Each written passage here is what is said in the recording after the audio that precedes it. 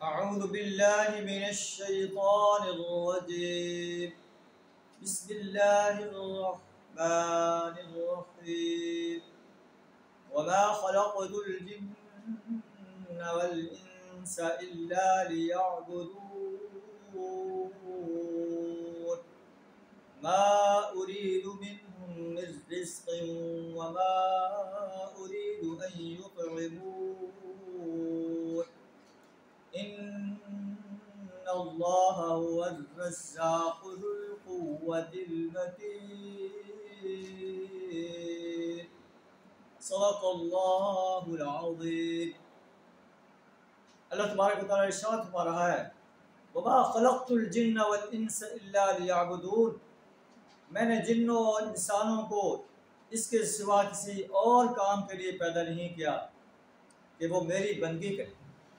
انسانوں اور جنوں کا مقصد تخلیق اللہ کی بندگی کرنا ہے، اللہ کی پرستش کرنا ہے، اللہ کی غلامی اختیار کرنا ہے، اللہ کی اطاعت کرنا ہے، اللہ کی حاکمیت کو تسلیم کرنا ہے، اللہ کی حاکمیت کو قائم کرنے کے لیے میدان عمل میں آنے کی جرت کرنا ہے، اللہ ہی سے دعائیں مانگنی ہیں، اللہ ہی کو پکارنا ہے، اللہ کو چھوڑ کر کسی اور کی پرستش نہیں کرنی، کسی اور کی بندگی اور غلامی نہیں اختیار کرنی، کسی اور کو نہیں پکارنا، کسی اور سے دعائیں نہیں مانگنی، چاہے وہ انسان ہوں، چاہے جن ہوں، چاہے فرشتہ ہوں، چاہے انبیاء اور صلحاء ہوں، چاہے قبروں میں مدفون مزاروں میں مدفون ایک انسان ہوں.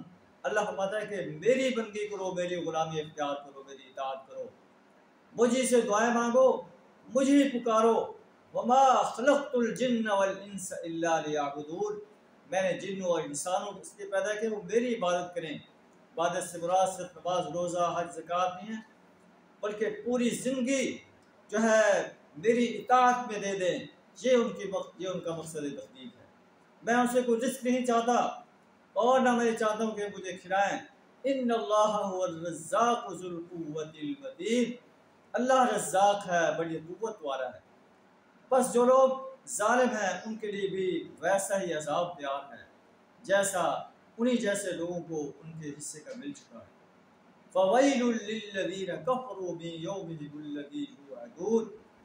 بس ویل ہے ان انسانوں کے لیے جو کفر کرنے والے ہیں اس روز جس کا انہیں خوف دلایا جا رہا ہے.